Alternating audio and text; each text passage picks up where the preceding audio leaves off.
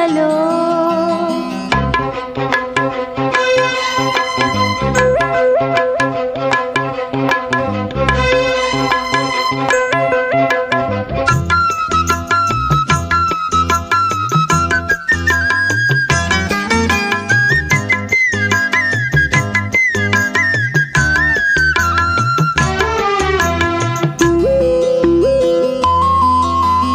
ఏ జన్మకే గమ్యమో తెలిసేది కాలానికే, ఏ పువ్వు ఏ పూజకో తెలిసేది దైవానికే. ఏ జన్మకేమైనా ఈ జన్మలో నీకు ఖైదీనే అయ్యాను